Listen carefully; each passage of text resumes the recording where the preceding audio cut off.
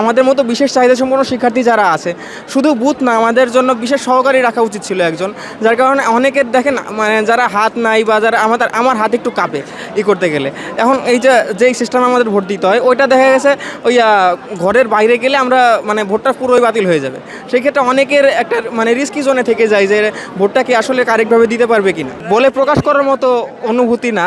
মানে আমাদের জীবনের প্রথম ভোট, এবং জগন্নাথ বিশ্ববিদ্যালয়ে আপনারা জানেন যে অনেক আন্দোলন সংগ্রামের পরে আমরা আসলে যোগসু করার মতো একটা সুযোগ সুবিধা হয়েছে, যার কারণে আমরা খুবই আনন্দিত এবং উৎফুল্ল।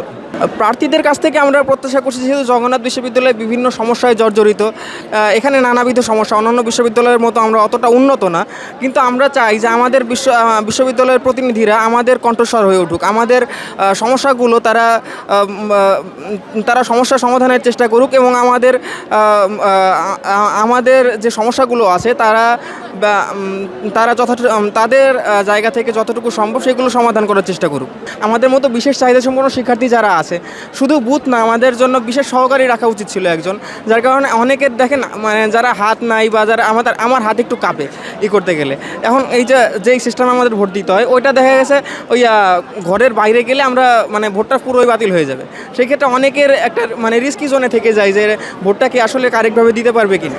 দেখেন, আমরা একটা নিরাপদ ক্যাম্পাসে, আপনারা জানেন যে জগন্নাথ বিশ্ববিদ্যালয়ে বিভিন্ন সমস্যায় জর্জরিত, তার মধ্যে যারা ফিজিক্যালি চ্যালেঞ্জড আছে এদের জন্য জীবন সংগ্রামে টিকে থাকা আসলে জগন্নাথ বিশ্ববিদ্যালয়ের অনেক কষ্টসাধ্য ব্যাপার। আমরা চাই যে আমাদের যে প্রতিনিধিরা নির্বাচিত হবেন তারা আমাদের জন্য কাজ করবেন, তারা আমাদের জন্য মানে আমাদের দাবিগুলো তুলে ধরবেন।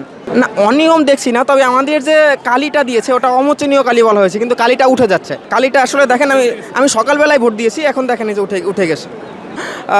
ছাত্র সংসদ নির্বাচনের মাধ্যমে আপনারা জানেন যে দেশের তরুণ প্রজন্ম নেতৃত্বের জায়গায় যেতে পারবে। তাদের যদি ছাত্র সংসদ নির্বাচনগুলো না হয় তাহলে কিন্তু তাহলে যোগ্য নেতৃত্বগুলো উঠে আসবে না কখনোই। আর আমাদের জাতি এভাবেই কিন্তু নেতৃত্ব শূন্য হয়ে যাবে যদি ছাত্র সংসদ নির্বাচনগুলো না হয়। আমরা চাই যে প্রত্যেকটা বিশ্ববিদ্যালয়েই যেন ছাত্র সংসদ নির্বাচন হয়, এবং এই নির্বাচনের মাধ্যমে আমরা আমাদের জাতিকে আরও শক্তিশালী করতে পারবো।